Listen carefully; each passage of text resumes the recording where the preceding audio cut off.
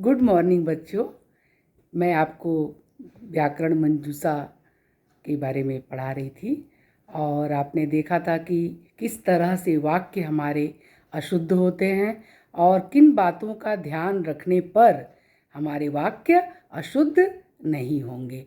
तो आपने देखा अगर कर्ता और क्रिया में समानता नहीं है, अगर कर्ता के अनुसार क्रिया नहीं है, अगर जो है विशेषण जो है वह कर्ता के अनुसार नहीं है, या अगर कर्म का विशेषण है तो कर्म के अनुसार नहीं है, तो वाक्य अशुद्ध हो जाता है।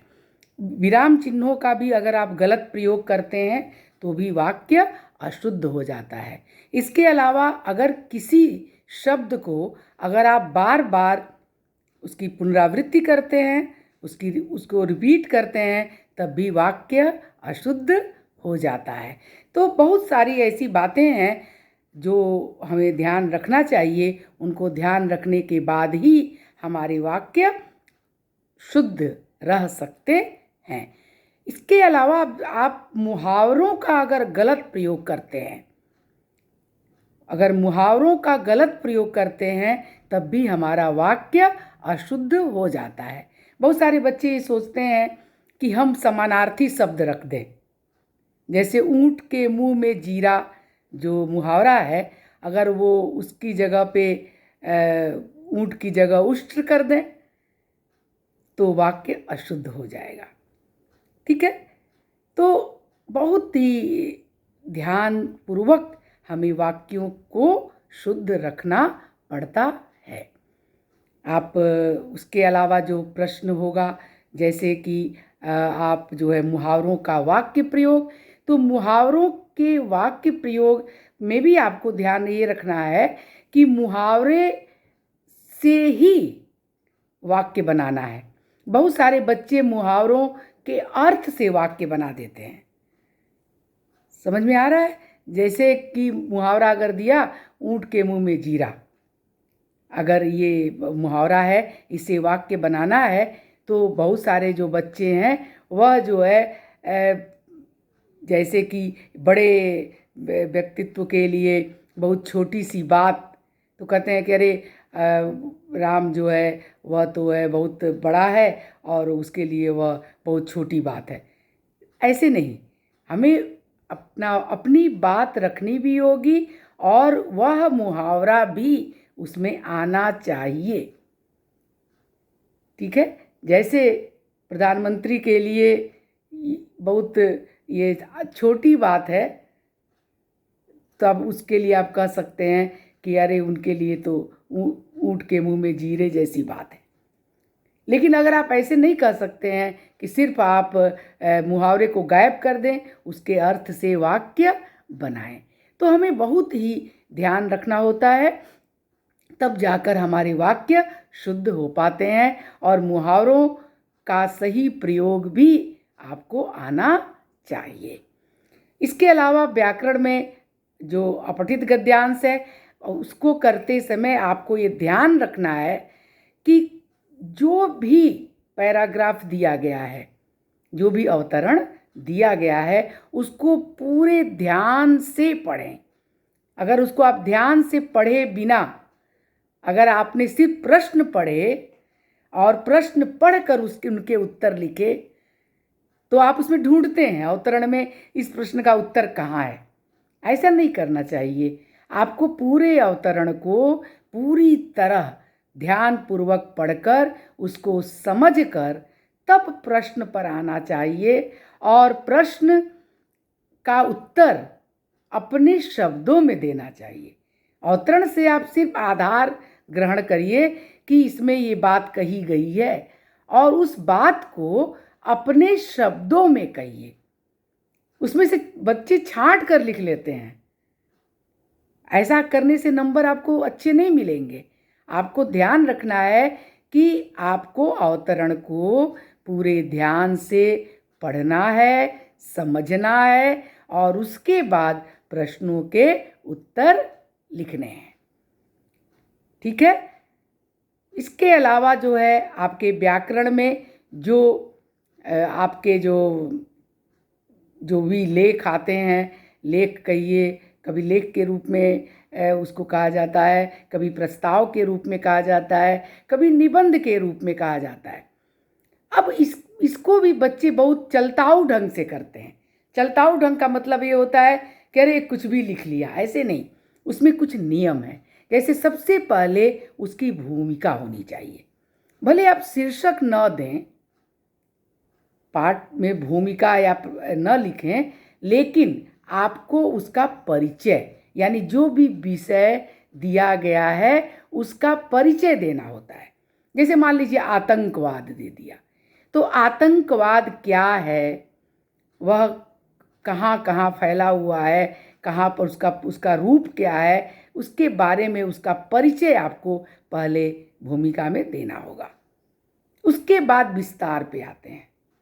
विस्तार में आपको उसके कितने भेद हैं, कितने प्रकार के हैं, और क्या क्या इस समय प्राचीन काल से लेकर अब तक उसका रूप कैसे बदला है और अब किस रूप में है, इसको भी आपको ध्यान में रखना होगा।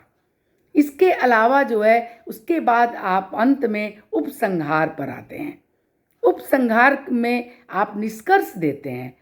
उस निष्कर्ष में अब तक आपने जो कुछ लिखा वो तो दूसरों के विचार भी लिख सकते हैं कि ये विद्वान ने ये कहा, या हमारे किसी माननीय ने ये कहा, या इस तरह की बातें कर सकते हैं। लेकिन उपसंहार में आप अपने विचार देते हैं कि मेरे विचार से क्या उचित है और क्या होना चाहिए, या कोई समस्या है तो उसका निराकरण कैसे किया जा सकता है। यानी आपके विचार से आतंकवाद को समाप्त करने के लिए क्या किया जा सकता है, ये जो है आप जो है अपने विचार देंगे। बहुत सारे बच्चे जो है इसका ध्यान नहीं रखते हैं और ऐसे ही प्रस्ताव को समाप्त कर देते हैं। लेकिन आपको मालूम होना चाहिए कि इन तीनों भागों पर अलग अलग नंबर निर्धारित होते हैं। यानी आपने भूमिका नहीं लिखा तो उसमें जो निर्धारित नंबर है वो आपको नहीं मिलेगा।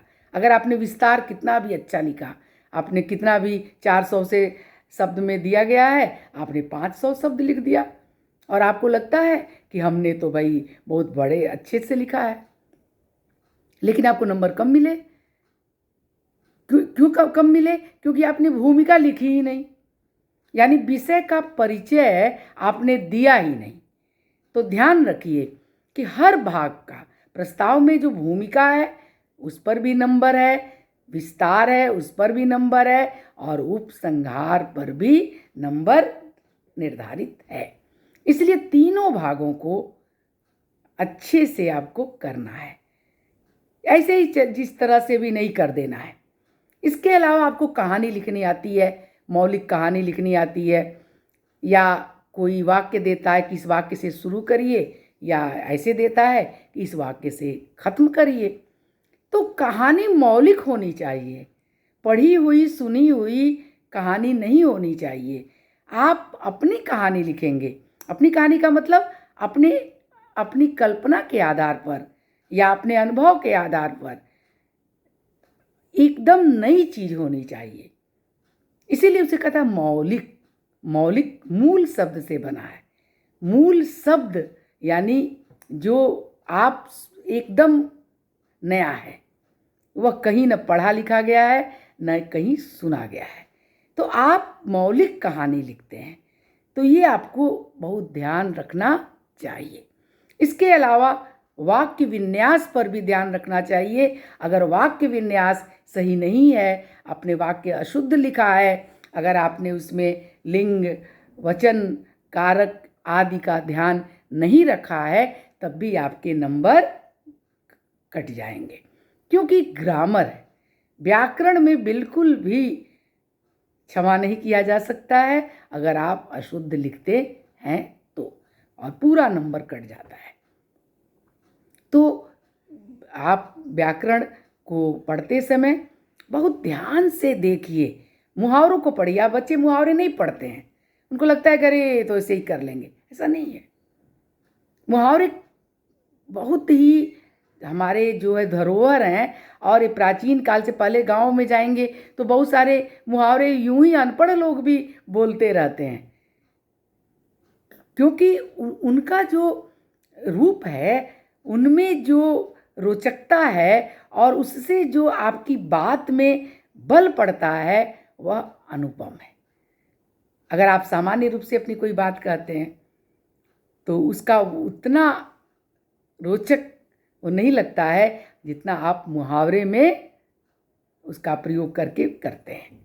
जैसे आपने कहा कि पूत के पांव पालने में ही दिख जाते हैं। आप तो पब्लिसी से इस मुहावरे से ही घबरा गए, क्योंकि आपने न पूत शब्द पढ़ा है। ये क्या है? तो ये तद्भाव, पूत शब्द तद्भाव है। पुत्र के पांव पालने में ही पता चल जाने का मतलब है कि जो लक्षण है, व्यक्ति कैसा बनेगा, आगे चलकर कैसा होगा, वह प्रारंभ में ही पता चल जाता है। जैसे इसी तरह का एक मुहावरा और है इसी अर्थ के जैसा, जैसे धान का खेत पुआल से ही पता चल जाता है। आप पुआल उसका जो होता है उससे पता चल जाता है कि ये धान का खेत है या किसी और चीज का। इसलिए सबके जो लक्षण हैं वह प्रारंभ में ही पता चल जाते हैं। अब कितना सुंदर अर्थ है। अगर आपने इसको ध्यान से देखा, अगर आपने ध्यान से पढ़ा, इसके अर्थ को समझे, तो आपको बहुत अच्छा लगेगा। तो मुहावरों को बीच बीच में पढ़ते रहना चाहिए। आपको नई नई चीज़ें पता चलेंगी और आपको बहुत अच्छा अनुभव होगा। तो व्याकरण से घबराने की आवश्यकता नहीं है, कोई ऐसी चीज़ नहीं है, बस आपको ध्यानपूर्वक पढ़ने की आवश्यकता है। कुछ और भी जो वाक्य जो अशुद्ध होते हैं या शुद्ध होते हैं, जैसे उसे सांप ने खा लिया, मैंने पहले ही बताया था। तो सांप खाता नहीं है, सांप डसता है। अब कहें क्या हुआ, खाना या खा लिया या डस लिया? नहीं, हमारा वाक्य मुहावरे के अनुरूप होना चाहिए। डसना शब्द है, डसता है सांप, खाता नहीं है। कोई मनुष्य नहीं है कि खाना खाता है, सांप है तो वो डसता है। रोगी को पथ देना चाहिए। आप एक बात और ध्यान रखिए, कभी कभी जो है समान दिखने वाले शब्द या समान लगने वाले उच्चारण में भी कभी काफ़ी समानता रखने वाले शब्द के अर्थ अलग होते हैं। तो जब हम आप शब्द का प्रयोग करें तो सही शब्द का प्रयोग करें। जैसे रोगी को पथ देना चाहिए, पथ तो रास्ता होता है, रोगी को रास्ता देना चाहिए का कोई अर्थ नहीं है। ये पथ का मिलता जुलता शब्द क्या है? पथ्य। पथ्य मतलब होता है जो बीमार को जो ऐसा भोजन दिया जाता है जो उसे आसानी से पच जाए, या उसके अनुरूप जो रोगी के अनुरूप जो भोजन दिया जाता है। सबको जैसे बीमार है तो उसे खिचड़ी दी जाती है, उसे जो है ऐसी चीज़ें, हल्की चीज़ें दी जाती हैं जो उस पाचन शक्ति पर उसके ज़्यादा प्रभाव न पड़े। लेकिन अगर आपने पथ लिख दिया तो पथ पूरा अर्थ अनर्थ हो गया ना। तो बहुत ध्यान रखना चाहिए कि इस शब्द का अर्थ क्या है। अगर हम गलत शब्द का अगर प्रयोग करते हैं तो वाक्य हमारा गलत हो जाता है। अभी तो 10 बजा है, 10 शब्द अपने आप बहुवचन है तो बजे हैं, बजा नहीं। इसके अलावा जैसे मान लीजिए कि मेरा काला घोड़ा हरा घास खाता है। मेरा काला घोड़ा, ठीक है, काला घोड़ा, घोड़ा का विशेषण काला है, सही है, लेकिन हरा घास खाता है नहीं। घास स्त्रीलिंग है तो उसके पहले जो विशेषण है वह हरी होगा, तो हरी घास खाता है। जैसे आप लोग अक्सर प्रयोग करते हैं कि चाय बन रहा है, चाय शब्द स्त्रीलिंग है तो चाय बन रही है। दाल पक रहा है नहीं है, दाल पक रही है। तो हमें ध्यान रखना है कि वाक्य में जो कर्ता या कर्म जो भी है उसका जो विशेषण अगर हम उसको लगाते हैं तो वह उसके अनुरूप ही होना चाहिए। मैं ये बात पहले भी आपको बता चुकी हूँ और आपको इन बातों को बहुत ध्यान रखना चाहिए। यह मेरा व्यक्तिगत निर्णय है। यह मेरा व्यक्तिगत निर्णय है। तो अगर मान लीजिए व्यक्तिगत शब्द दिया और व्यक्तिगत शब्द अशुद्ध लिख दिया, वाक्य तो बोलने में सही लग रहा है लेकिन लिखने में व्यक्तिगत शब्द जो है गलत लिखा हुआ है, उसकी स्पेलिंग मिस्टेक है, उसकी मात्रा गलत है, तो उसको आपको सही रूप में लिखना चाहिए। ध्यान रखिए, जब भी वाक्य शुद्ध करने को दिया जाए तो आप उसको ध्यान से देखिए कि सबसे पहले तो देखिए कि वाक्य में कोई जो है क्रम है वो क्रम तो गलत नहीं है, यानी कर्ता के बाद कर्म फिर क्रिया होनी चाहिए। फिर देखिए विशेषण का तो क्रम गलत नहीं है, कोई शब्द दोहराया तो नहीं गया है, किसी शब्द की पुनरावृत्ति तो नहीं हुई है, उसमें लिंग और वचन का तो दोष नहीं है। फिर ये भी देखिए कि कोई शब्द उसकी मात्रा या वर्तनी अशुद्ध तो नहीं है। ये बहुत ही ध्यानपूर्वक आपको देखना चाहिए। हास और रुदन जीवन रंग होता है। हास और रुदन जीवन के अंग होते हैं। अब आप हास शब्द से भी भयभीत हो जाते हैं कि हास क्या है। हास मतलब हंसना और रुदन मतलब रोना। आपको शब्दों को, हमारे जो शब्द हैं तद्भव भी होते हैं, तत्सम भी होते हैं और विदेशज भी होते हैं। तो हमें ध्यान रखना चाहिए कि किसी भी प्रकार के शब्द जो अगर देशज दे तो उसका भी अर्थ आपको जानना चाहिए। इसके लिए ज़रूरी है कि आप जो कुछ पढ़ें उन शब्दों पर ध्यान दें कि शब्द का क्या अर्थ होगा। कभी कभी बच्चे बड़ा अनर्थ कर देते हैं, जैसे मैं कृतज्ञ हूँ। कृतज्ञ का मतलब होता है एहसान मानना।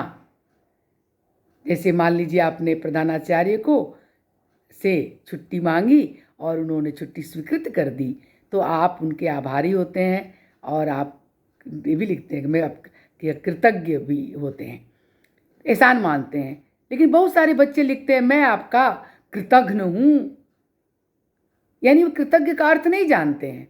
कृतज्ञ का मतलब होता है मैं आपका एहसान नहीं मानता हूँ। अब आप बताइए कितना बड़ा अनर्थ हो गया। आपने किसी अधिकारी को पत्र लिखा या अधिकारी से बात कर, मैं आपका कृतज्ञ हूँ, यानी मैं आपका आभार नहीं मानता हूँ, मैं आपका एहसान नहीं मानता हूँ। कितना भी कोई भी आपको कुछ भी अगर आपकी मदद करता है तो आप उसके प्रति कृतज्ञता ज्ञापित करते हैं। ये बताया जाता है, शिष्टाचार है। ज़रूर अपना उनको थैंक यू आप कहते हैं या उसका आभार व्यक्त करते हैं, उसी को कहते हैं कृतज्ञ होना। लेकिन अगर आप कहते हैं मैं आपका कृतज्ञ हूँ तो क्या हो गया, पूरा अर्थ का अनर्थ हो गया। तो आप उस शब्द का प्रयोग कतई न करें जिसका अर्थ अच्छी तरह न जानते हो। आपको कृतज्ञ नहीं, आप लिख रहे मैं आभारी हूँ, आभारी शब्द आपको आता है लिखने, तो कृतज्ञ शब्द क्यों लिख रहे हैं जो इसका अर्थ ही नहीं जानते हैं। आप सोचते हैं कि बड़ी भारी भरकम शब्द है और मैं लिख दूंगा तो एग्जामिनर खुश हो जाएगा। अगर गलत लिख दिया तो आपने जितना भी सुंदर पत्र लिखा हो वो सारा का सारा गलत हो गया और आपका वाक्य अशुद्ध हो गया। तो बहुत ध्यानपूर्वक अगर आप काम करते हैं तभी जाकर आप शुद्ध लिख पाते हैं। इसी तरह जैसे ताजमहल शाहजहां ने बनाया था, इस तरह की बहुत सारी बातें। बनाया था, शाहजहां ने बनवाया था, खुद नहीं बनाया था। जब आप खुद काम करते हैं तब बनाना शब्द का प्रयोग आप कर सकते हैं, लेकिन शाहजहां ने बनवाया था न कि बनाया था। तो इसको बहुत छोटी सी बात आपको लग रही होगी, कह रहे इसमें क्या है, लेकिन इससे जो है आपका वाक्य अशुद्ध हो जाएगा और आप जो है आपकी भाषा बहुत ही खराब दिखेगी। तो हमें इस तरह से वाक्य को शुद्ध करने का प्रयास करते रहना चाहिए।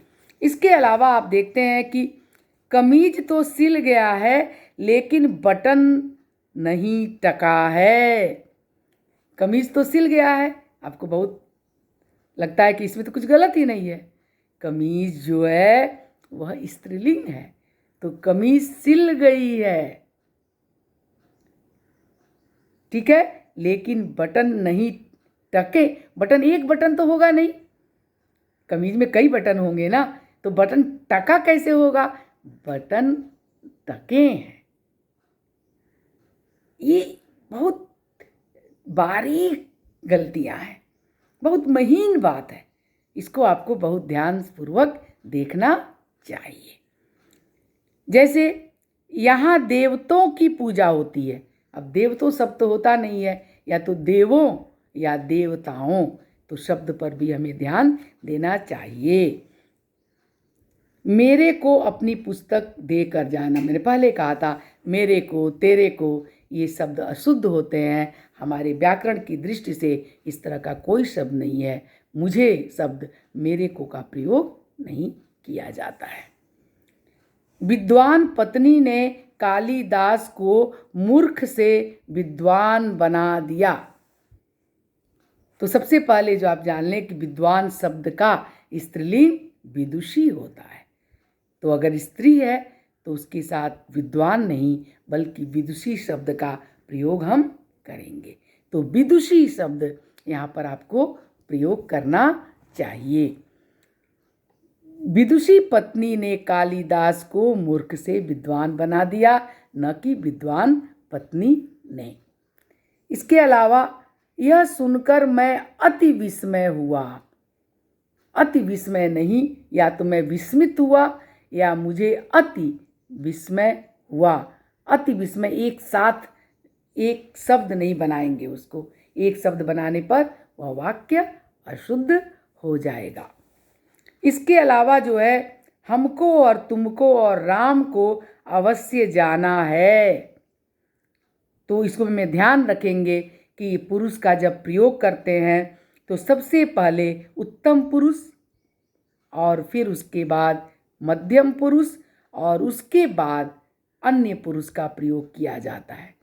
अगर तीनों पुरुष किसी वाक्य में एक साथ आते हैं तो हमें ध्यान रखना है कि पहले उत्तम पुरुष, फिर मध्यम पुरुष और उसके बाद अन्य पुरुष का प्रयोग करना है। जैसे इस वाक्य में मुझे, तुम्हें और राम को, इस तरह से क्रम है, उत्तम पुरुष, मध्यम पुरुष और अन्य पुरुष। इससे भी वाक्य शुद्ध होता है और यह शुद्ध वाक्य आपको दिया जाता है जिसको आपको शुद्ध करके लिखना होता है। यहाँ नहीं लिखो, नहीं का प्रयोग नकारात्मक है, मत भी नकारात्मक है, लेकिन कहाँ किसका प्रयोग करना है हमें इसका ध्यान रखना चाहिए। मत, मत शब्द होना चाहिए, मत करो, न कि, ठीक है।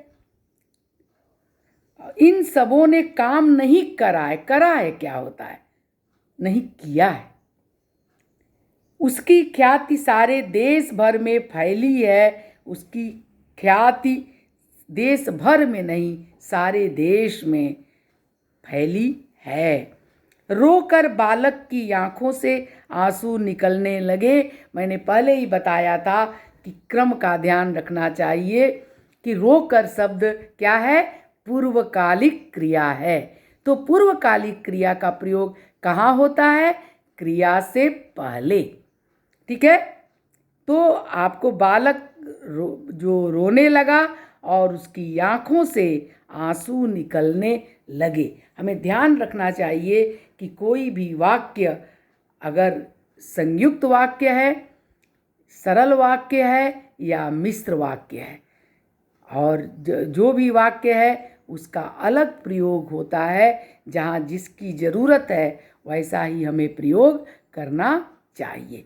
तो व्याकरण में आप देख रहे हैं कि इस तरह से हमें कुछ छोटी छोटी बातों का ध्यान रखना होता है जिससे हमारे वाक्य गलत न हों। इसके अलावा आपने देखा अपराधी को दंड न देना केवल मात्र उसके अपराध को बढ़ावा देना है। अब इसमें क्या गलत है, केवल और मात्र दोनों एक ही शब्द है और दोनों का प्रयोग एक साथ किया गया है जो कि गलत है। दोनों में से किसी एक का ही प्रयोग करना चाहिए। इसे कहते हैं, क्या कहते हैं? पुनरावृत्ति संबंधी दोष। कि किसी शब्द को अगर हम बार बार रिपीट करते हैं, एक ही अर्थ वाले दो शब्दों को एक साथ प्रयोग करते हैं, तो वह वाक्य गलत हो जाता है। इसके अलावा रोगी की दिशा ठीक नहीं है। ये यही है जो समानार्थी शब्द दिखते हैं, भिन्न लेकिन भिन्नार्थक होते हैं, उनका अर्थ अलग होता है। समान दिखने वाले भिन्नार्थक शब्द समान दिखते हैं लेकिन उनके अर्थ भिन्न होते हैं। जैसे दिशा और दशा। दशा मतलब हालत और दिशा मतलब आप जानते हैं पूर्व दिशा, पश्चिम दिशा। तो यहाँ उसने कहा कि रोगी की दिशा ठीक नहीं है। या दिशा से क्या मतलब है? कोई मतलब नहीं है। उसकी रोगी की दशा होगी ना, उसकी हालत कैसी है। तो यहाँ पर क्या प्रयोग करना चाहिए? हमें दशा का प्रयोग करना चाहिए। धनवान व्यक्तियों का उदार होना चाहिए। उदार होना चाहिए। क्या होना चाहिए? धनवान व्यक्तियों को उदार होना चाहिए। इसमें व्यक्तियों का जो गलत प्रयोग किया गया है, उसका जो धनवान व्यक्तियों को उदार होना चाहिए, का उदार होना चाहिए क्या होता है? का यहाँ का प्रयोग गलत है। हम यह काम नहीं कर सकता। हम नहीं कर सकता क्या है? हम नहीं कर सकते। ठीक है। मेरे को अपनी पुस्तक देकर जाना, मुझे अपनी पुस्तक देकर जाना। यह बात राम को पूछो। राम को कारक चिन्ह का गलत प्रयोग है। राम से पूछो।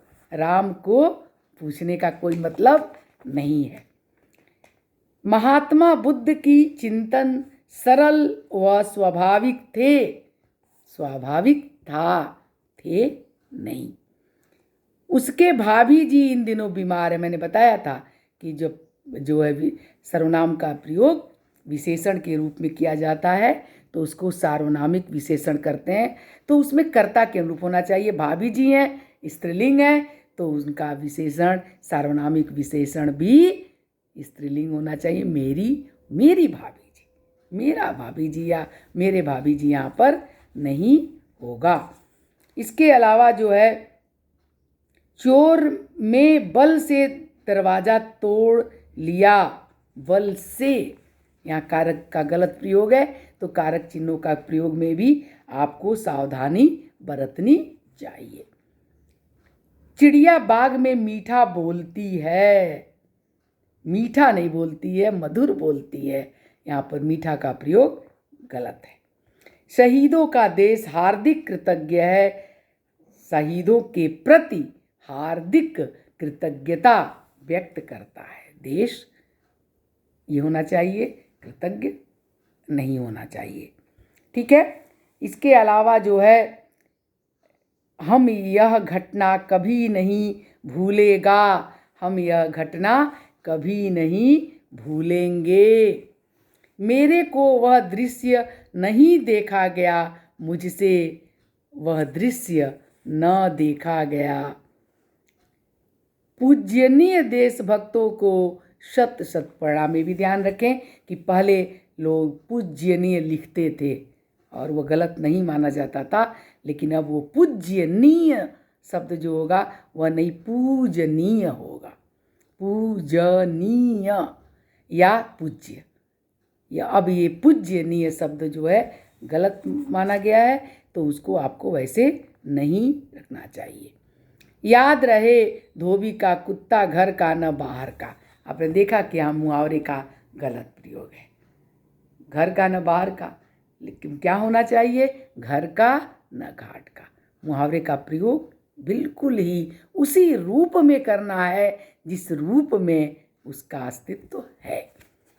भले वो तद्भव में हो, तत्समय जिसमें हो, लेकिन उसके रूप के साथ कोई भी छेड़छाड़ नहीं होनी चाहिए। अगर आपने जरा सा भी उसमें इधर उधर कर दिया तो आपका वाक्य गलत हो जाएगा। इसके अलावा हम वह दुखद घटना नहीं देख सका। क्या होगा? नहीं देख सके। मातृभूमि की रक्षा हमारा पुनीत करते। बहुत सारे बच्चे मातृभूमि को त्र लगाते हैं, जबकि वो त के नीचे री मातृभूमि का प्रयोग। एक बात और आप लोगों को बता दूं कि कई बच्चे कहते हैं कि मात्रा लगाते समय कहाँ छोटी की मात्रा लगेगी, कहाँ बड़ी की मात्रा लगेगी। अब 12th क्लास में आकर आपको मात्रा सिखाई जाए तो अजीब लगता है, कितने दिनों आपने उसको ध्यान नहीं दिया। लेकिन मैं आपको एक सरल तरीका बता देती हूँ कि जब भी छोटी की मात्रा आप लगाते हैं, जैसे छोटी ई की मात्रा लगाते हैं या बड़ी, तो उसमें ज़्यादा वो अंतर नहीं होता है। कि आप ये ध्यान रखिएगा, ई और ई, मतलब ई अगर आप छोटी लगाते हैं तो वो एक मात्रा होती है, और आप बड़ी लिखते हैं या लगाते हैं तो 2 मात्रा होती है। इतना बड़ा अंतर होता है।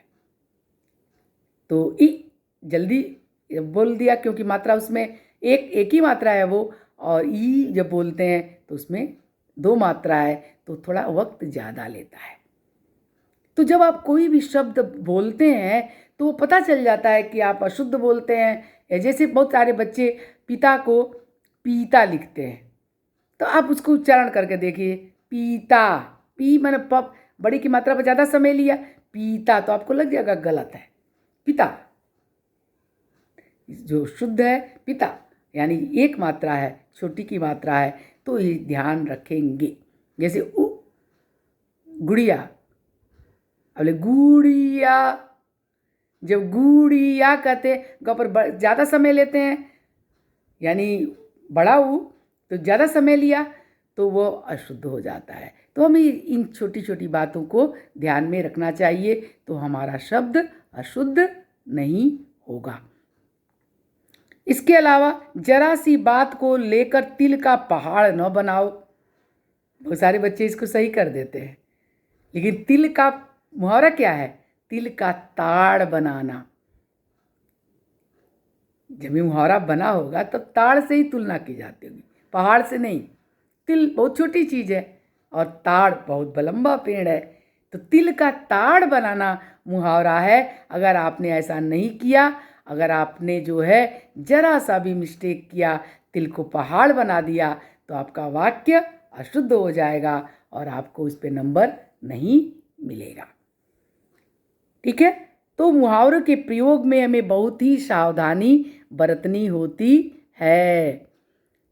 जैसे एक और वाक्य देखें, मशीनों के धुएं से वायुमंडल में हवा दूषित हो रहा है। अब आप वायुमंडल, उस पर पर्यावरण दूषित हो रहा है, वायुमंडल दूषित नहीं।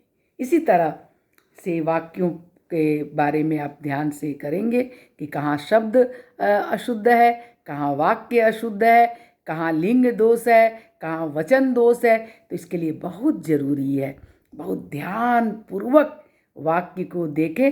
आपको अशुद्ध वाक्यों को शुद्ध करने के लिए जब दिया जाएगा, परीक्षा में आएगा, तो सबसे पहले